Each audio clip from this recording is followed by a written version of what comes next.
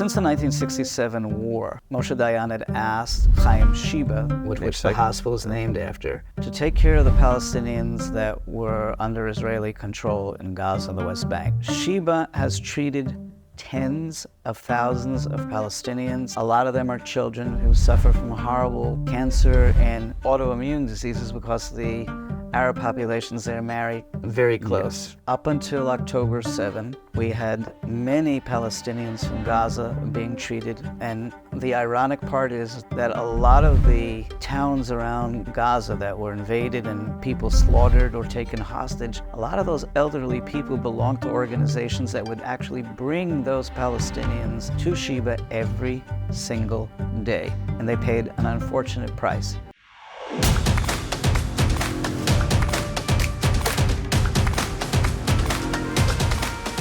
This is a Visegrad 24 series about the Israel-Hamas war.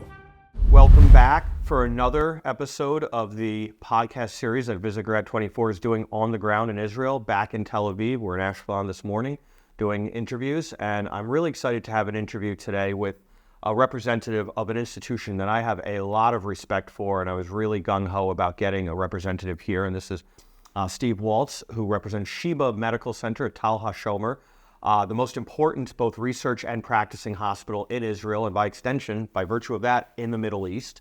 So we're going to have a little conversation about the healthcare dynamics of this war, as well as what Sheba does more generally, since they've been such a leader in this region. Welcome, Steve. Thank you for having me.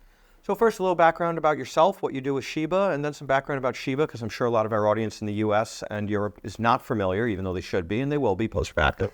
I come from the journalism world, and I moved to Israel 2 months before 9/11 and joined Sheba 6 years ago as the head of international media and PR, and I can say that there's never a dull moment because Sheba is a place where you could probably, do news around the clock there from 24/7. So we went from Corona, which was very stressful and very challenging media-wise, and for the hospital, for the staff. The same thing that happens now. I've at Sheba 6 years, there hasn't been 1 year where missiles have not been falling on Israel. Yeah, well, that keeps you busy because you guys are handling the most emergent cases from the Correct. Battlefield. You guys are you're basically setting healthcare policy for the country because you guys are the highest level practitioners. Correct. We are, as you said, not only the largest hospital in Israel, the largest hospital in the Middle East, and one of the largest in the world.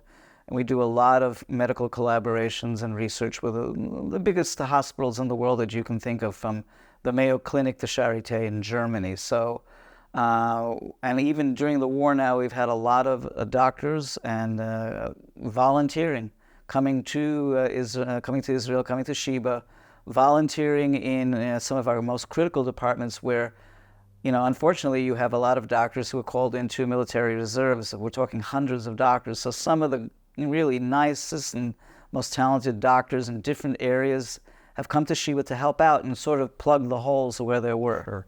Yeah, I would assume that a highest best use of some of especially the emergency care Correct. Docs, surgeons, trauma surgeons, is in the battlefield. Because Correct. This is highly kinetic now. So talk a little bit about some of the stuff you're seeing, because you've made the news. You're having very high profile, like the actor who's gotten worldwide attention from Fauda. He was at Sheba. Hidan Ahmedi, correct. We had a press conference, and he is now being treated sort of like a semi-outpatient.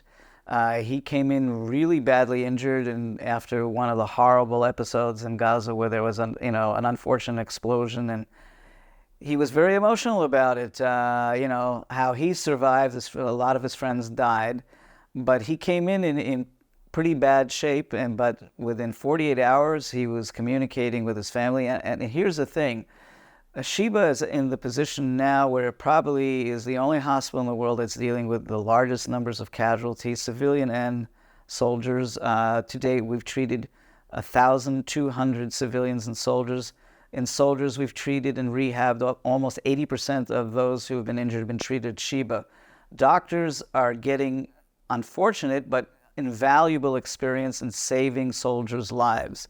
Therefore, we have one of the highest survival rates of horrible injuries that we're seeing, including my own son-in-law, who was the first combat soldier injured when we went into Gaza. So he's on the mend? And he also came in pretty bad shape. And yes, he's on the mend.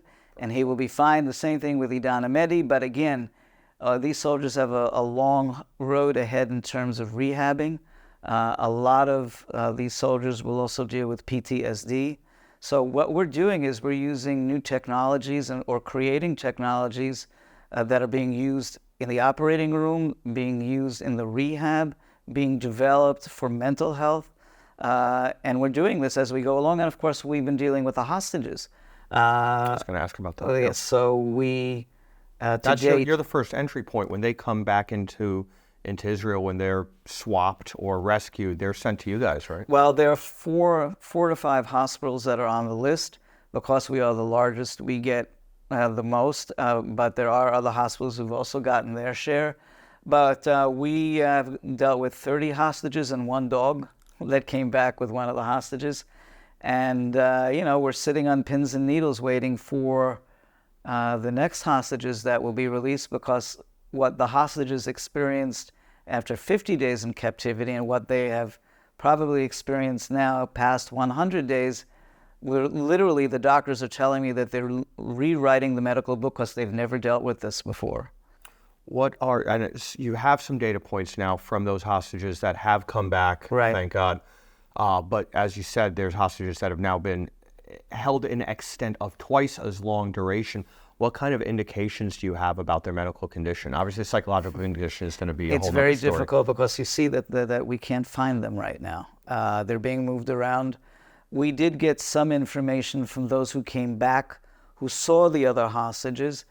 Look, there's been a lot of speculation in the media the last few days, especially what to do if they come back pregnant. Well, it's obvious that they're being abused, but we don't know. We don't have hard information yet that they are some women are pregnant. We know that the men are being abused as well, because we just don't have all the hard information. So, going forward, basically we're prepared for anything, and also the unknown. But there really is the unknown here, and that is the real tragedy, because those who came back after 50 days, a lot of them were in decent physical shape, but the mental shape PTSD can develop a year down the line, a month down the line. So we're dealing with that. They all go home if they're in decent physical shape within 48 hours. But someone like Mia Shem, for instance, she came back to Sheba because her arm was seriously injured, so we had to do some surgery on her. So we're there to do whatever they need, but again, we're dealing with a lot of unknown. Yeah. What can you talk about in terms of the scope of injuries that are occurring on the battlefield to soldiers? And we have obviously a massive active duty. Everyone on active duty is out there and being deployed in kinetic situations. Reservists, though, reservists, everybody who can. People are coming back from, I'm on planes from the U.S. and they're coming back to fight. They're not totally equipped and ready for this. Are you seeing indication that maybe we're throwing too many people at this problem of this war, and where the injuries that are being sustained are problematic? They're not ready for this? I'm not a battlefield commander, so therefore I can't address what the IDF is doing right or wrong. Sure. We just know that every war has its challenges, and the upgrade in technologies and battlefield weapons is getting horrific. Yeah. Okay. So we're seeing a lot of blast injuries, a lot of soldiers losing an arm or a leg. A lot of these things are coming from RPGs and IEDs. Yeah.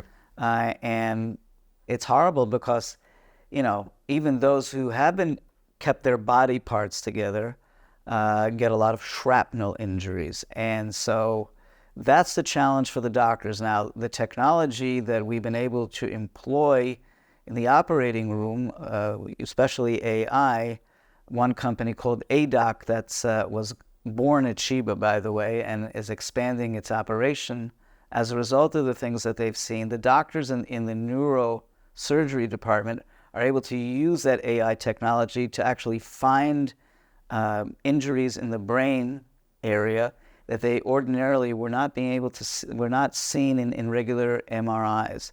So we're using AI to get ahead of injuries that could kill someone a month later that were not seen The other thing that we're doing is that something that they do a lot in the United States, and the Pentagon puts a lot of money into it, is that now we are putting a lot of effort in dealing with TBI, determining traumatic brain injury that an initial scan does not pick up. Yeah. And so that we're now doing blood tests that now can determine, yes, there was a brain injury that the scan did not pick up. We're doing a lot of research on that. That's, as you said, Sheba is a research hospital. So our researchers are digging into areas that have never been dug into before in Israel, and that we want to share with the rest of the world. Yeah, let's talk about the Sheba innovation. I met the Director General, who started up as a doc and a teacher, a professor, and now he's running, and a military guy, and now he's running this hospital that is worldwide renowned for research, and he wants to make it an incubator in addition to a practicing hospital, a clinical hospital, but an incubator for really avant-garde technology that can be exported around the world and create better outcomes. Talk about some of the innovation work and across indications from cancer to the battlefield stuff we're talking Professor Yitzhak Kreis, the Director General, and the former Surgeon General of the IDF, invested in creating an ARC ecosystem, ARC meaning accelerate, redesign, collaborate, meaning that we've created our own internal startup ecosystem. Across the board, there are hubs within that ecosystem that focus on different parts of the medical technologies. And so every year we're progressing. For instance, what happened during Corona, we were forced, because doctors didn't know what they were dealing with and they didn't want to touch patients in the beginning. So we had hackathons, and we jumped technology 5 years into the future because of Corona. And some of those technologies are being used today. You can even buy them in America. TytoCare was one of the technologies that was out there but perfected during Corona. And also, as a result, we created our 6th hospital on campus. We have 5 hospitals on campus. The 6th one is a virtual hospital called Sheba Beyond. That was a direct result of Corona and using technology, what we call telehealth today, from a distance, so that doctors cannot. And one of the treatments that the founder star, Idan Amedi, will be doing will also be through Sheba Beyond. In other words, he won't have to come into the hospital every day. He'll be able to be examined and also shown how to do his physiotherapy from a distance at home, so that sometimes it's better to be at home to do some of this. Oh, not sometimes. It's one of the, as a healthcare analyst, and I read through the entire Obamacare draft, the PPACA in 2009, it was funny how they talked about bending the cost curve. Yet, the segment that got punished the most was home health agencies in favor of acute care, but efficacy at home for patients recuperating. As long as a post-surgical, post-intensive care unit, you go home where an aspirin costs, 30 cents versus $30, and the American system and the payers and how convoluted it is, and the government setting the pricing. But people recuperate better when they're in their own bed. Correct. Than in a hospital setting. And we're doing an experiment too in our psychiatric department, people who are not violently psychiatric. So we actually have a house on campus, and we put patients who are not violent in there and within a home environment rather than a hospital environment, and they react better. It's calming. All right? It's calming. People are stressed out in hospitals. Well, and we're all stressed out in Israel right now in general. Of course. And that's one of the things that we're working on. The whole country, I think, is going through PTSD right now. And so we're trying to figure out what technologies we use in that area, the rehab tech that we're working on. We will have more hackathons going forward. And we have close to 90 medical startups in different areas that are part of our ecosystem, and we collaborate. We collaborate with the Mayo Clinic on new technologies. We collaborate with many hospitals on that. So clinical trials as well? Clinical trials as well. We do, if I tell you the number, it may be hard for the people who are watching this to understand that we do over 3,000 clinical trials a year. That's a lot, because you have to understand, there's many, many patients enrolled, each having a very, very specified testing regimen just to get into a clinical trial. Then the observation, the data collection, it's a big process. So that's what we do. We have a very big data bank. We have one of the largest, also for our blood.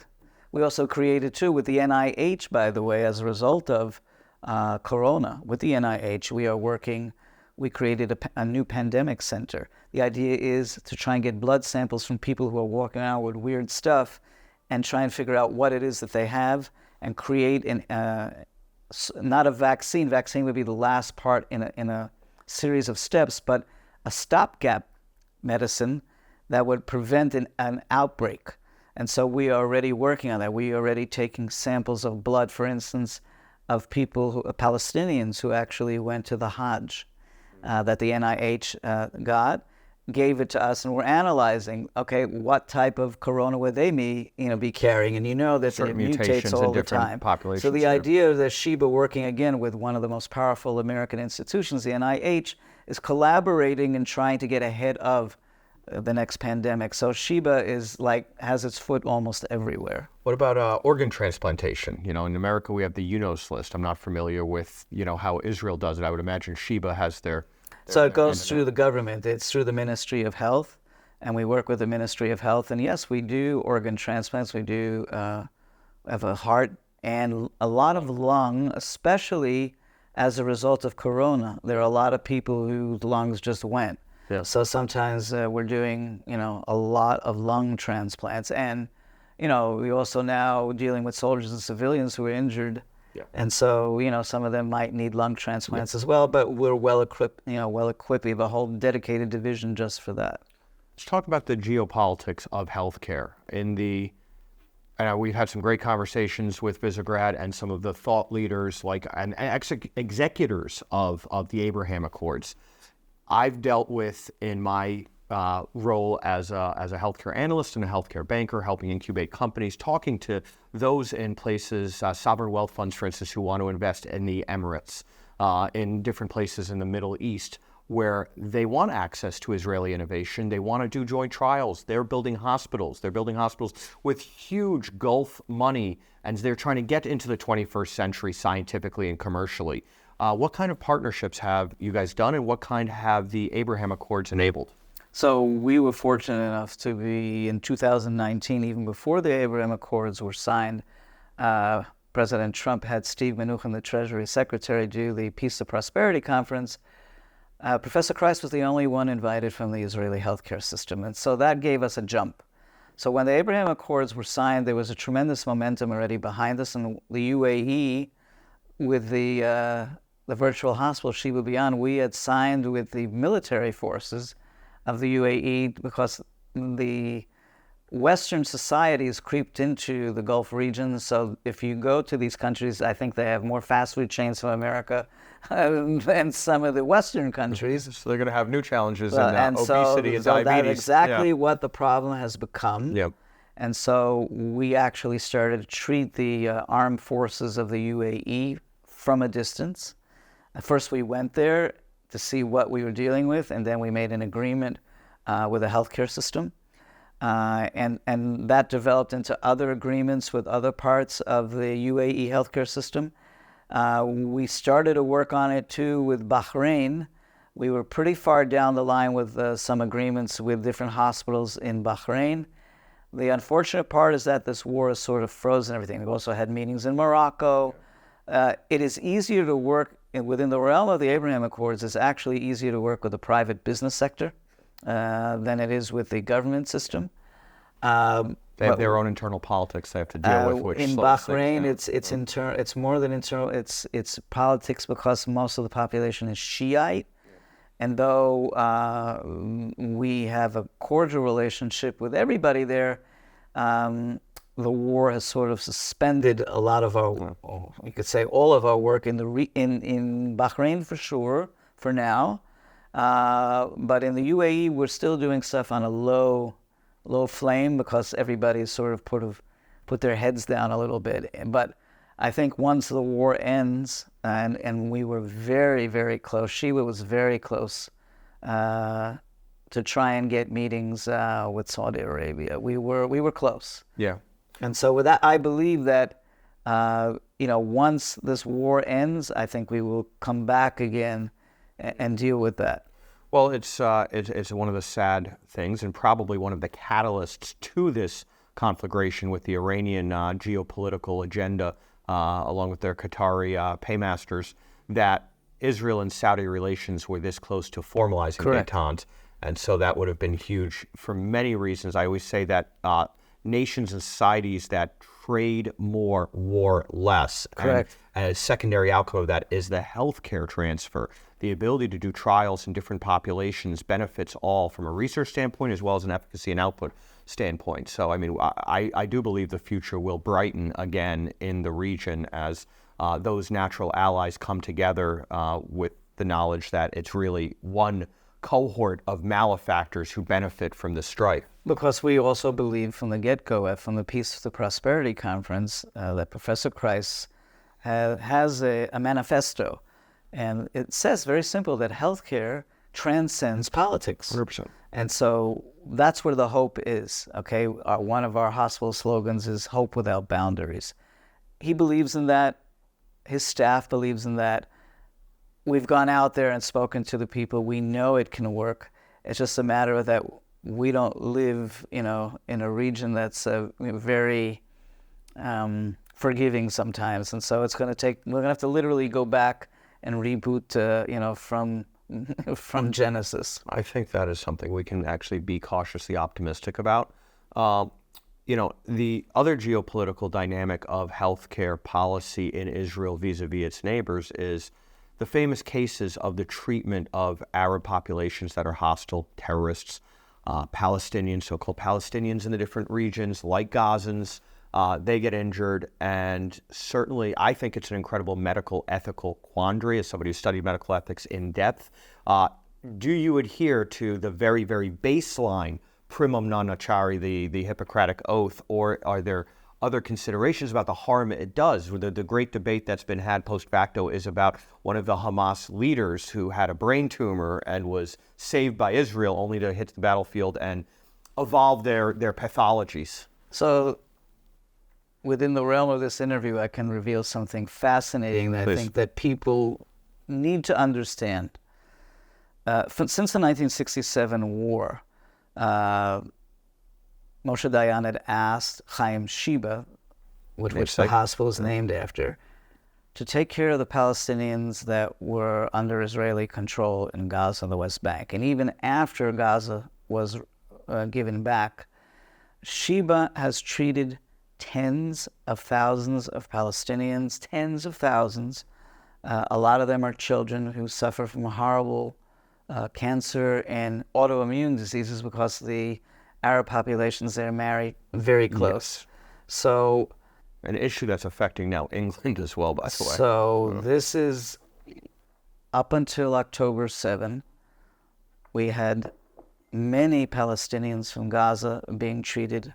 And the ironic part is that a lot of people don't know that a lot of the towns around Gaza that were invaded and people slaughtered or taken hostage, a lot of those elderly people belonged to organizations that would actually bring those Palestinians to Sheba every single day.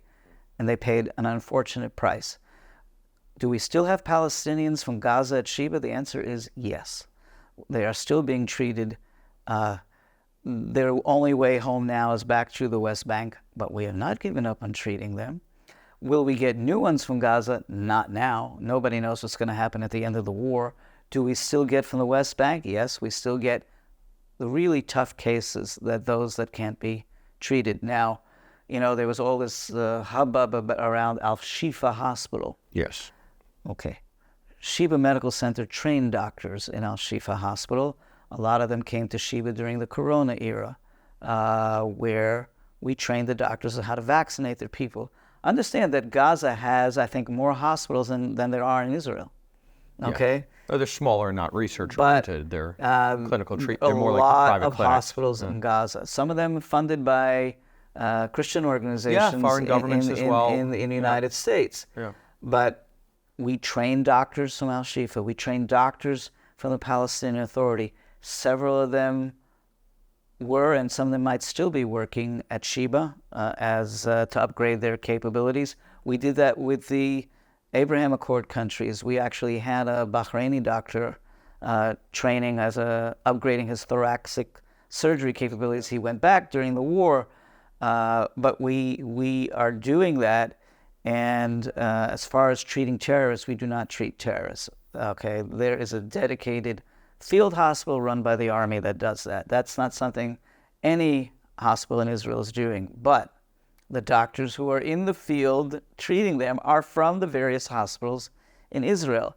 I think, one of the saddest and most fascinating aspects is that it was all over the media that one of the photographers found in a house of Hamas paperwork from Sheba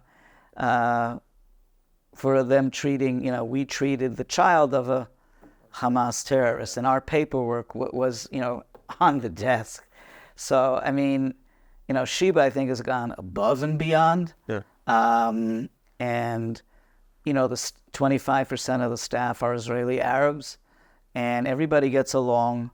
This is not an easy thing to do during the war, but we're doing it. And what will happen the day after with the Palestinians is an open question for every Israeli hospital. I was at the Israel Defense and Security Forum this morning, and it's an open question for the military, for the policy people as well. It's, the decisions they make will reverberate for 100 years, but they don't know what those decisions are. We don't know, but we know that those that are there are going to get treated just like anyone else. And I think that's the sad part, because if the reverse was true, you know what the results would be. Oh, well, I can point out to some data points. So, in short, Sheba, and I visited Hadassah, who is also treating the Arabs of East Jerusalem, a huge population there. Primum non nocere, the Hippocratic Oath holds. Look at the converse. We don't need to conjecture about it. We know the Red Cross, UNRWA, doctors there have been caught holding hostages. Correct. That tells you that they are doing harm. There's not much for me to add to that, because it's shocking. Those are the facts. We know that a lot of the doctors and nurses who interacted with these people are shocked themselves. The Red Cross. This is supposed to be for 150 years. The global body dedicated to one thing: saving people's lives physically and stripping politics out of it.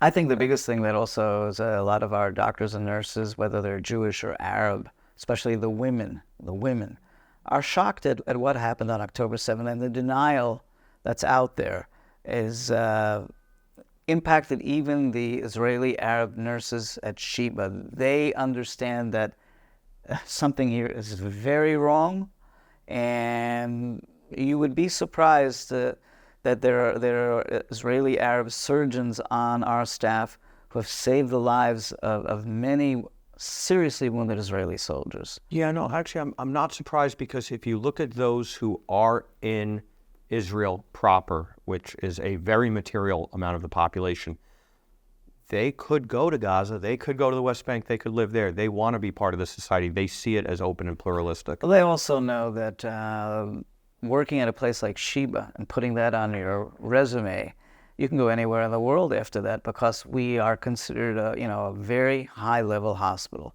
And there are those who actually will eventually leave and may even work in places like Jordan, or if they go to a place in the Gulf, they would be snapped up in a minute because of their knowledge and advanced knowledge of the technologies that we're using. Yeah, they'd be practice area heads pretty quickly and get a jump.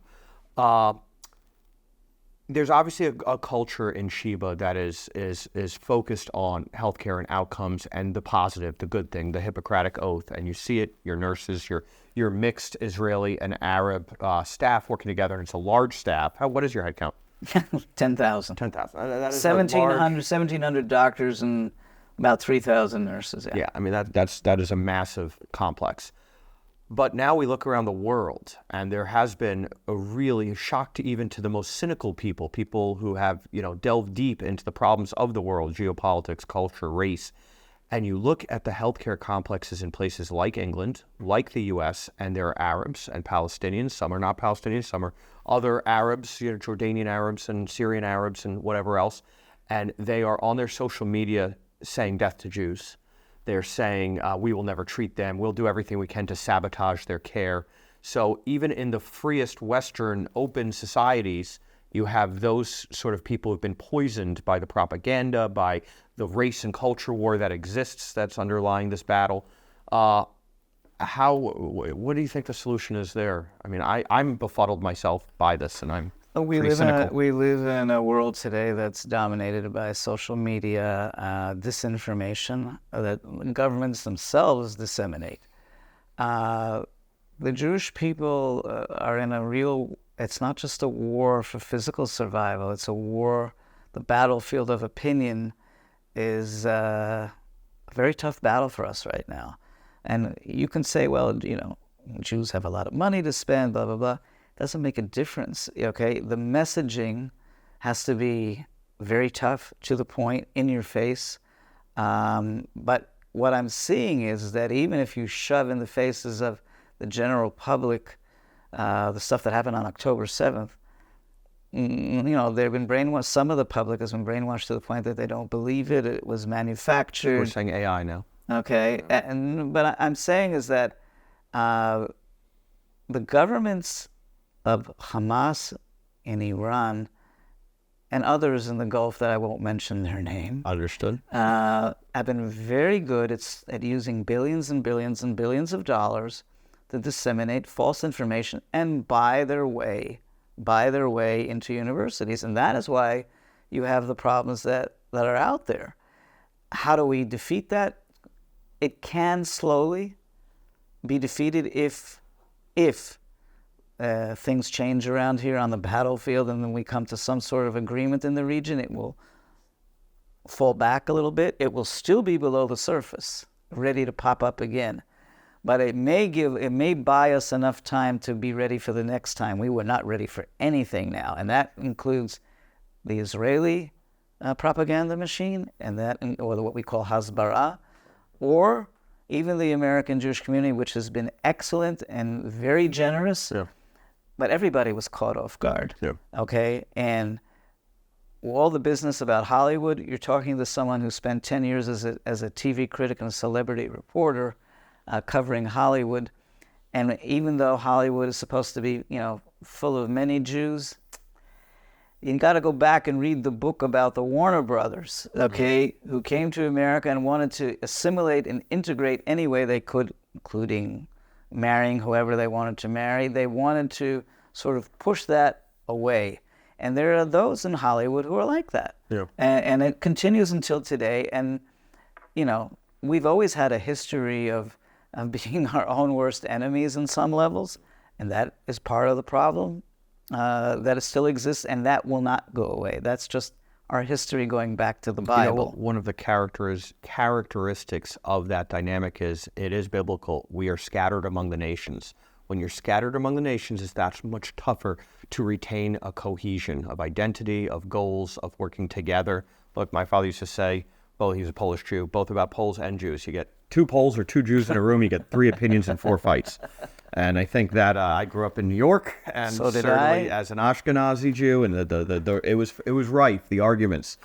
Hey, we have a lot of work to do on ourselves. I think this was the ultimate wake-up call since the Holocaust. Oh, yeah. Okay, the handwriting was already on the wall on 9/11. Yep. And America didn't learn. It still has, problems in dealing with this region.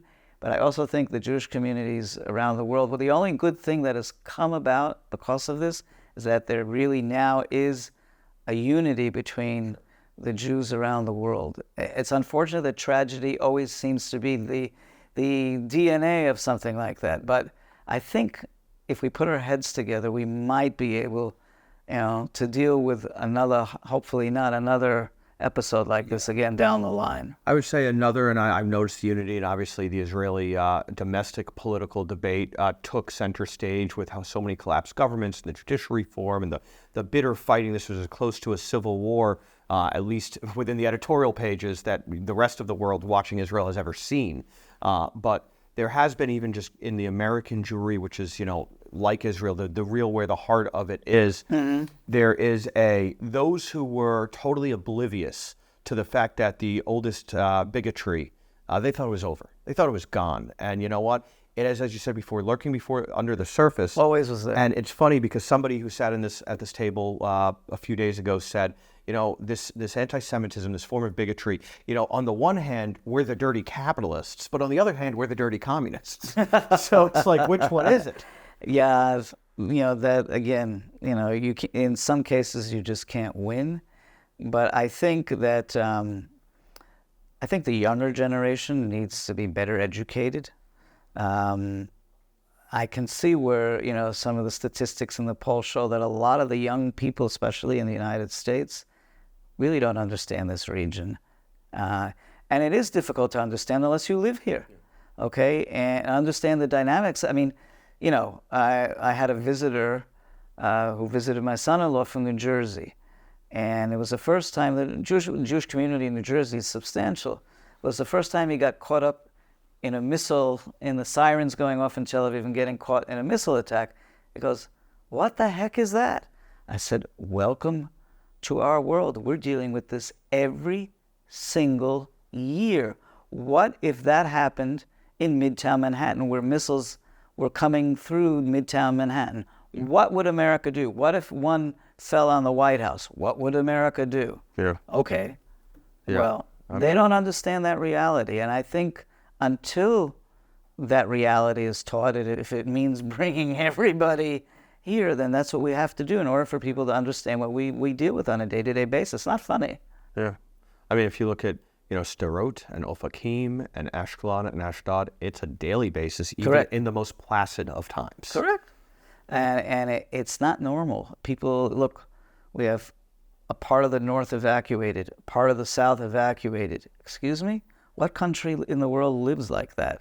Okay? And we don't know what the final solution of all this is. But a country the size of maybe a little bit larger than the size of New Jersey is being squeezed. Yeah. Well, there needs to be a solution to that. Well, the reason we're here is because this is a platform that was born in Poland, focusing on Central Europe, post-communist countries who were looking at what's going on in Europe and said, we want an alternative of an English language to talk about it, and then the whole Central European region beyond the Visegrad countries as a block in between Western Europe and their priorities and their open borders and mass migration that was changing not just the complexion, but the culture and the security and stability of these countries, and Russia on the other side, who is blackmailing the Central European countries over gas who are and very, oil. very afraid of missiles. Yes, Okay. 100%. Living in Warsaw part-time, we watch, and obviously we were covering Ukraine from a pro-Ukraine basis, because for us it's existential. We're the NATO peripheral border. If Russia injects itself into NATO, it's going to be through the Suwalki corridor between Kaliningrad and Belarus. Exactly. Kaliningrad, with Iskanders pointed at Warsaw. And so hospitals in Germany have reached out to us. Think of the irony of all this. When V-2 rockets were being shot from Germany across Europe and into England, and here we are 80-something years later after the Holocaust and World War II, Israel is selling Germany the most advanced anti-missile defense system in the world, and other Central European countries have asked for defensive technologies from Israel. In that respect, we've come full circle. And the European countries, especially in Central and Western Europe, understand that they also have a terrorist problem growing inside their own countries. The barbarians are within the gate, as the old saying goes. We live in a very strange and very challenging world. So you can sometimes see the glass is half full because we know what we're suffering here. But other countries, unfortunately, are going to suffer almost the same fate if they don't wake up and smell the coffee. Yeah. Well, one of the reasons we pivoted on October 7th from this European and American English language coverage was because we recognized that Israel is ground zero for not just the security and stability of Israel and the Middle East, but all of Western civilization. Correct. And by extension, all of humanity. And so this conversation is important, and why I wanted to talk to you guys is because what you're doing through healthcare diplomacy, which you've outlined really beautifully, what Sheba is not just a incredible complex of medical professionals that has treatment and outcomes that are great and positive and innovative, but a symbol like we're talking about with the Hippocratic Oath, a symbol that the whole region is going to learn from what you guys have built, and you're going to continue to reach out with this healthcare diplomacy to be a beacon and a light unto the world and a light unto the Middle East, which is an area that needs stabilization, and you guys are a part of it. And we are going to share all of these new technologies that we are learning about during the war with humanity, with the rest of the world, because it's for the benefit of humanity to save people. Exactly. Thank you so much. Loved having this conversation. I'm a healthcare guy. It's my passion. And so to be able to talk to you as a high-ranking representative of Sheba, such an important institution, is an honor. Thank you for having me.